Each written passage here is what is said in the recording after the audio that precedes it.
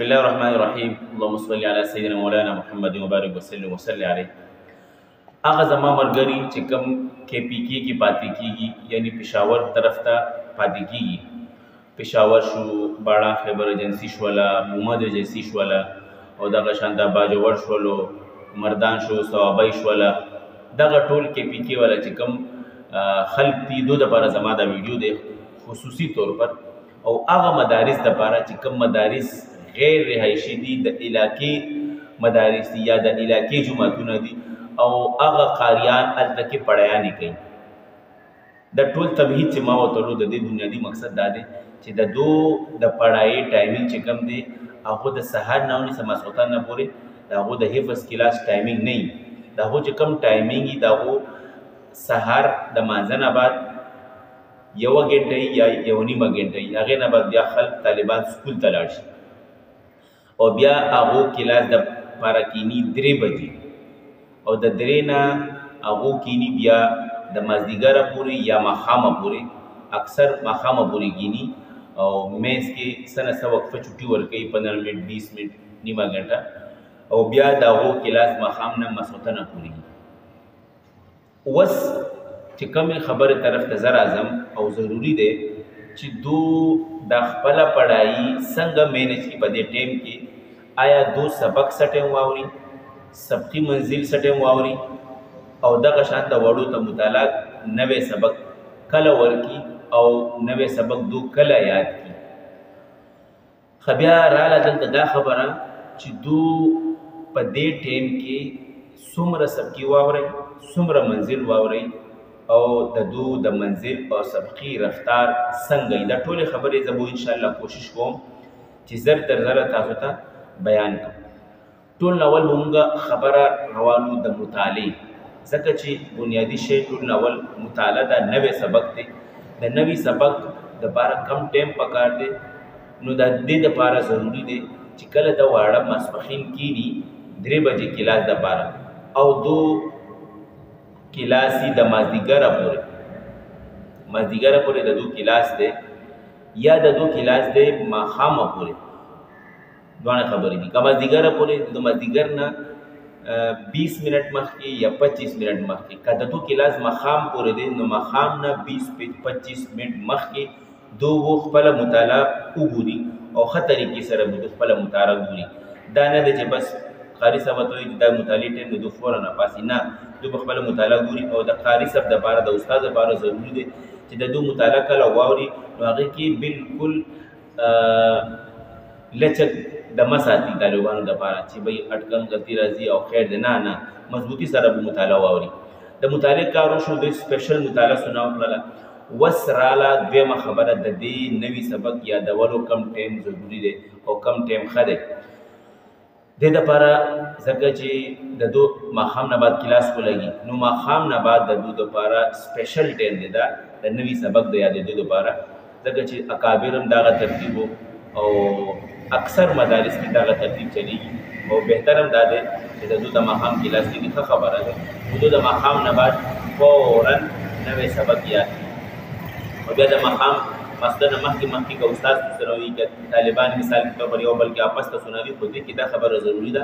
طالبان یو بل ته ورشي، نو هلته ځینې ټایم کې دو خبرې کوي، نیمه غنټه مخکې ورشي، نه آخري 10 منټ ورکوي. د دې نه مخکې به تاسو نه پاسئ. ماښام ټایم کې نه میتیازو ته نه اوبو ته اجازت ورکول دی. ښه راله اوس ماسخوتن چوټي شوله. اکثر مدارس کې لیدل شوي دي چې یاره ماسخوتن نه بعد هم هلکان سبق وایي، نو دې دپاره ضروري دی چې ماسخوتن نه بعد د واړه سبق وایي،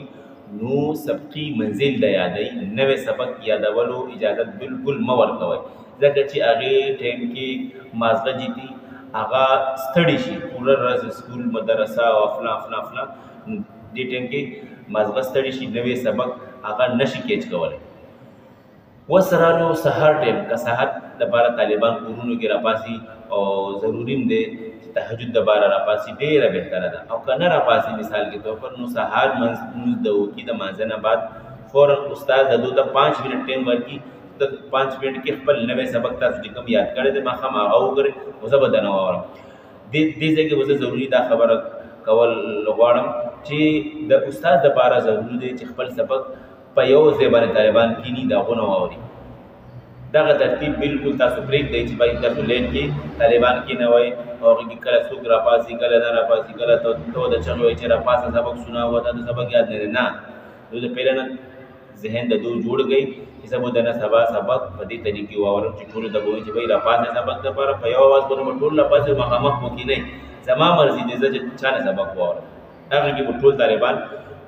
تیاری پهله نه دا به نه وي چې یاره څوک بعد کې راپاسي څوک وروسته راپاسي استاد به د هغو نه سبق واوري او په ښه طریقې باندې اټکن غلطي گنجائش کو بالکل سبق کې نه ساتئ ښه دې نه بعد اوس خبره راځي